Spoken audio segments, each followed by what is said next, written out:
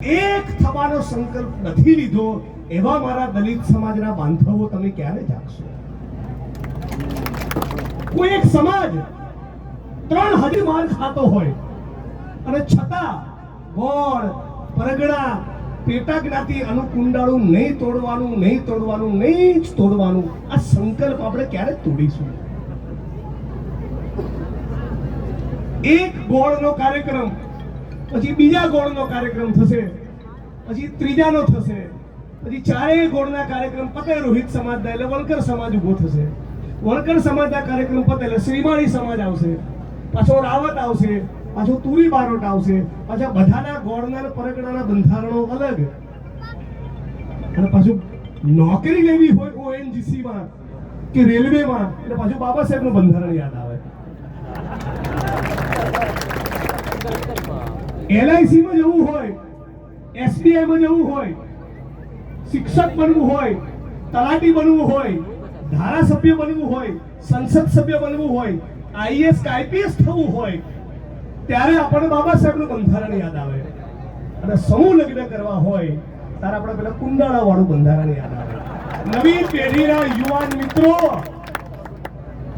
જો તમે આમાંથી મુક્ત ના થવાના હોય, હું જાહેર મંચ પરથી કહું છું, વાદળી જબ્બો પહેરીને 14મી એપ્રિલ ઉજવવાનું બંધ કરી દેજો.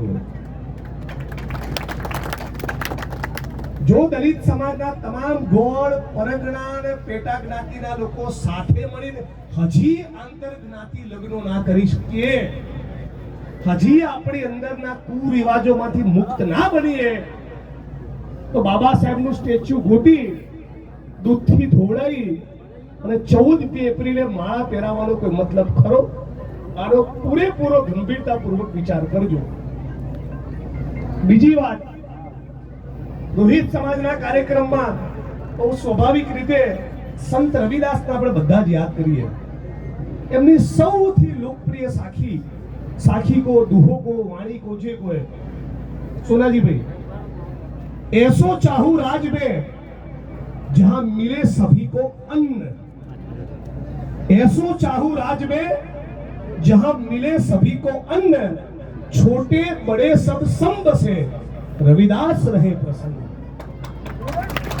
હવે આ સંત રવિદાસની વાણી આપણે સાંભળી લીધી, પોસ્ટરમાં સંત રવિદાસનો ફોટો ચોંટાડી દીધો, પણ તમે તમારા ગામમાં, તમારા મોહલ્લામાં કે તમારી આજુબાજુના મોહલ્લામાં કોઈ દેવી પૂજક ગરીબ વિધવા રહે છે, કોઈક માજીરાણા કે રાવણ સમાજની વિધવા બેન છે, કોઈ તુરી બારોટ, શ્રીમાળી, સેનવા કે વાલ્મીકી સમાજની વિધવા બેન છે, અને એના ઘરનો ચૂલો ચાલુ કરવા માટે નિયમ પ્રમાણે એને રાશન મળે, એના માટે ડબલ ગ્રેજ્યુએટ થયા પછી પણ તમે જો એક અરજી કરવા તૈયાર નથી, તો સંત રવિદાસનું નામ પણ લેવાનો કોઈ મતલબ રહેતો નથી.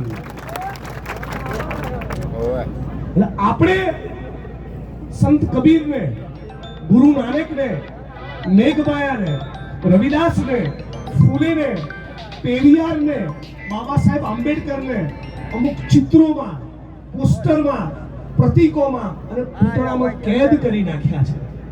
એનો સાચો ભાવ પકડી શકતા નથી.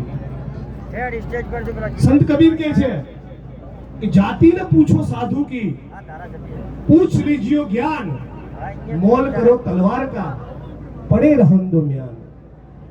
14મી ને 15મી સદીમાં કીધું આ જાત પાત